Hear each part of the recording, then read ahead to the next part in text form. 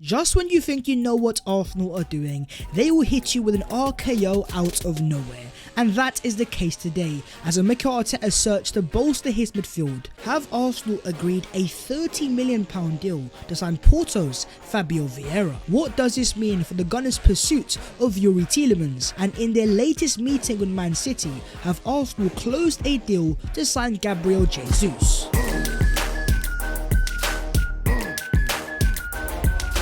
Yo, what is going on, guys? My name is Babs14 and welcome back to your boy's channel. So smash a like if you enjoy, subscribe if you're new, help your boy on his road to 100k, and let's get straight into the Arsenal transfer news. And we're going to start off with one person only, and that is Fabio Vieira. You see, I heard a lot of Arsenal fans that were starting to complain during this transfer window, but you see, with Arsenal Football Club, expect the unexpected. As it all starts off when Petro Sepulveda dropped an exclusive saying that Fabio Vieira will be an Arsenal player, and there is already an agreement between Porto and Arsenal. And so many Arsenal fans were just so confused, saying, surely this can't be true, there must be a mistake here, there was no links beforehand, Arsenal and privacy, that doesn't work. But then you had the confirmation from David Ornstein, who confirmed that Fabio Vieira is set to join Arsenal from Porto. The fee will be €35 million plus €5 million in add-ons. It's a 5-year deal. The 22-year-old attacking midfielder is now flying to London and will undergo a medical before completing a move. When David Ornstein speaks, of course you got to hear, but also when it comes to confirmations, it's just 3 very specific words I also need to hear, and that has also happened. As Mr. Here We Go himself gave Arsenal and Here We Go, saying that Arsenal have reached a full agreement with Porto for Fabio Vieira. Here we go. The personal terms are also completed and the contract is until June 2027. Bish, bash, bosh. Here we go. Confirmation, David Ornstein, whatever you want, Fabio Vieira will now be an Arsenal player. Arsenal have agreed an initial fee of £29.9 million. The deal is now totally finalised and Arsenal negotiated a deal below Vieira's £42 million release clause. Edu Gaspar gets a lot of stick in the media that he's not very good at negotiating, but in this case here, it is not about release clause FC, and Edu and Richard Garlick have negotiated the price tag and got the player for a very reasonable deal. And according to the man that broke the exclusive in the first place, he claims that Vieira is already in London. Tomorrow he will undergo medical examinations and sign a 5-year contract. And as long as those medical tests goes to plan, Arsenal will have a brand new 22-year-old Portuguese midfielder on their hands for the price tag of £30 million.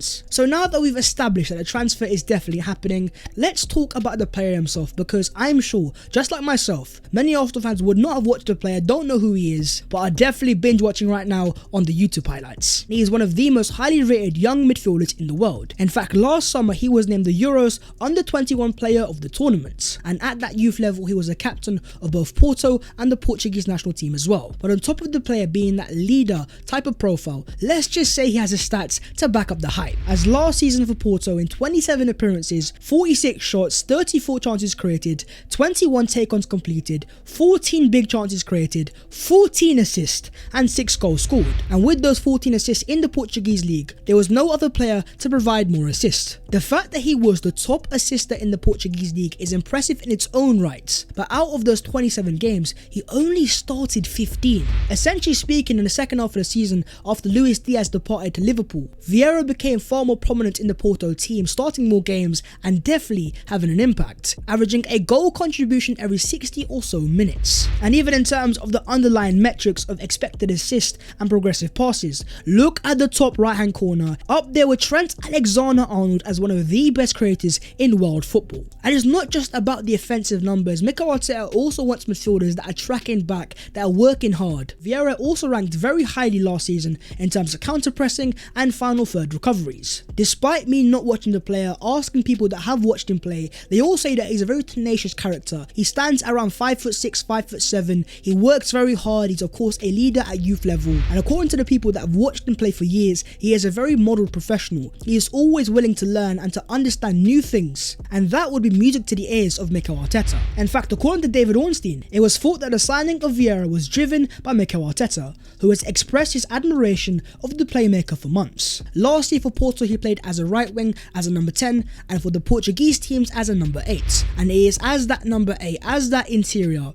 which is where I think Mikel Arteta is going to deploy him. On the right hand side we only had Martin Odegaard, but in the case of Fabio Vieira he will now be a direct competition. But on top of that, Vieira has also been likened very much to Bernardo Silva. This is a player that is very good in tight spaces, especially in the half spaces. If he's surrounded by 3 or 4 players during a press, he is capable of playing through it. So to summarise what Arsenal are getting, very simply, we are getting an advanced wide playmaker, highly technical and creative, exceptional ability to manoeuvre in tight spaces, has the vision, confidence and the ability to execute killer passes and pinpoint crosses, fast and agile, has high football IQ, and on top of that is also a set piece specialist. When you put it that way, for the price tag of £30 million, I can see why so many fans that have watched him play are saying that Arsenal are getting a bargain. I understand that him being that left-footed profile and very similar to Martin Odegaard, there will be fans that question the signing. If you want to be an elite team like a Man City, like a Liverpool, having 2 top players in every single position is very important. So what are your own thoughts on Arsenal signing Fabio Vieira out of nowhere, and for the price tag of £30 million, do you think it is a good signing? According to Ben Jacobs, signing Fabio Vieira doesn't impact Arsenal's pursuit of Yuri Tielemans. The club still see Tielemans as a top priority and remain confident of agreeing a price with Leicester. Some fans were thinking that Arsenal signing Fabio Vieira was because they pulled out of the Yuri Tielemans deal.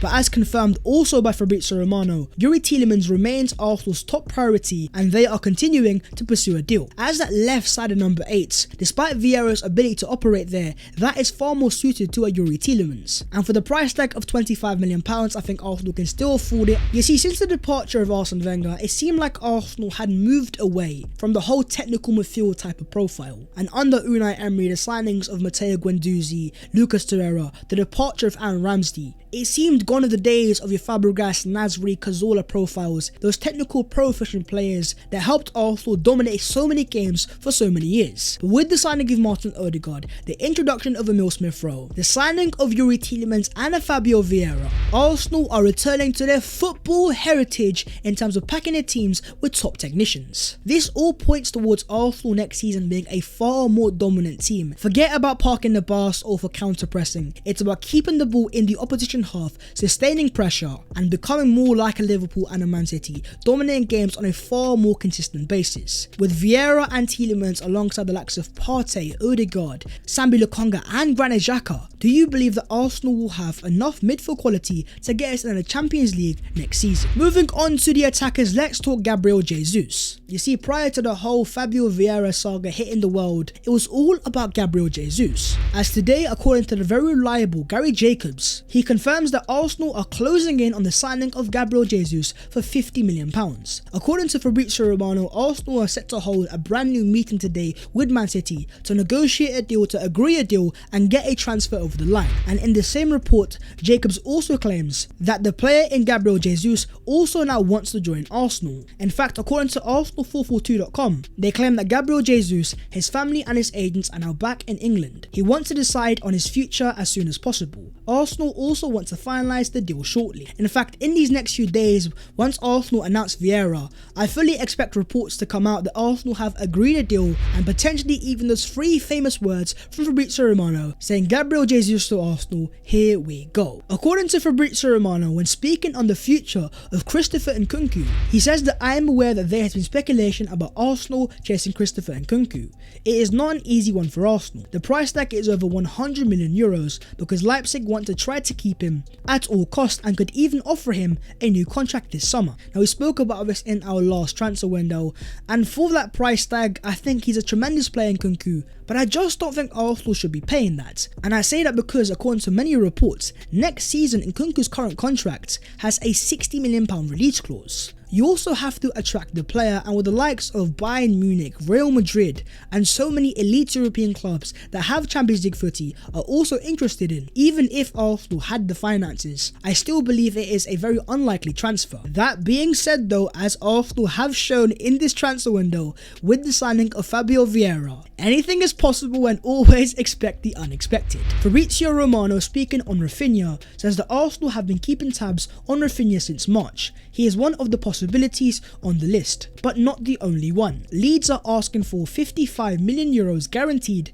and not paid in many installments, which is why the deal with Barca has slowed down. You see, for that sort of price tag, even if Arsenal could afford it, having signed Fabio Vieira, I don't think Arsenal will now sign Rafinha. You look at the profile of a Vieira, able to play as a number 8, but he's also played many games for Portugal and Porto as a right winger. Unless the Cronkies have given Arteta one of the biggest transfer funds ever existed, I'm just a bit on the fence now of whether Arsenal will sign Rafinha, make an actual offer and try to complete a transfer. But on top of Gabriel Jesus, do you guys still believe that Arsenal should be signing a winger? An exclusive from Fabrizio Romano has revealed that Manchester City are now set to submit an opening proposal to Brighton for Marc Cucurella. If Man City are trying to sign a left back, what would that mean for the future of Alexander Zinchenko? By signing Cucurella, Man City will make Zinchenko available, and that then opens up the possibility for Arsenal Football Club as an inverted left back profile, the backup or the competition for Kieran Tierney, and as a midfielder as well. It makes so much sense in terms of Premier League experience, the versatility, but for now it's all about getting the transfers of Gabriel Jesus,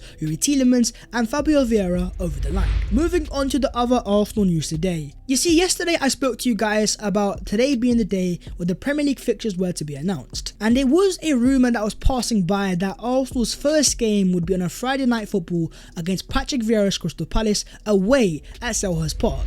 The Premier League have confirmed that it will be Crystal Palace versus Arsenal to open the Premier League season Friday night, 5th of August at 8 PM. It is straight away deja vu from last season. Brentford, newly promoted team, they smashed Arsenal 2-0. But you know what, for myself, I see this as an opportunity for Arsenal to show that they have learnt from the previous mistakes. It is time for this young Arsenal team to become of age, and it is the perfect opportunity to show the entire league, the Arsenal fans and the world that this is a brand new Arsenal team with the right additions, and this season we mean business. We're looking into August after Palace away. It is Leicester at home, Bournemouth away, Fulham at home and Aston Villa at home. 3 games at the Emirates, 2 games against newly promoted sides. There are some really winnable games there, and if Arsenal can win, I guess 4 or 5 out of those first games, then let's just say the shameless side of Arsenal fans will come out and talks of title charges might become a thing.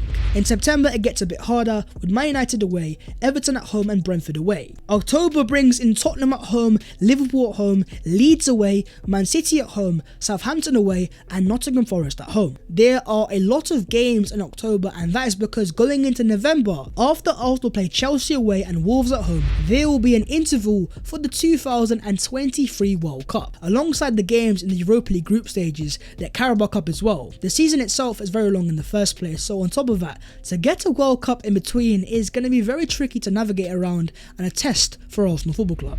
But after the World Cup is over in December, it's West Ham at home and Brighton away. Into the brand new year, and Arsenal play Newcastle at home, Tottenham away and Man United at home. In February, Arsenal will play Everton away, Brighton at home, Aston Villa away and Leicester away. March is Bournemouth at home, Fulham away and Crystal Palace at home. And April is where it gets very tasty. Leeds at home, Liverpool away, West Ham away, Southampton at home, Man City away and Chelsea at home. Hard games there in the business end of the season. If Arsenal have progressed in the Europa League, there will be a lot of fixtures there, and for Mikel Arteta it will be time to utilise the massive squad that he hopefully has. And in the final month of the season, in May, Newcastle away once again, Brighton at home, Nottingham Forest away and Wolves at home on the final day of the season. If Arsenal are fighting for the Champions League places, again it's an opportunity to show that we have learned from last season, that we've grown from last season, and these so-called tough away games against teams that are most likely mid-table teams, we can now go to, we have the quality to do the job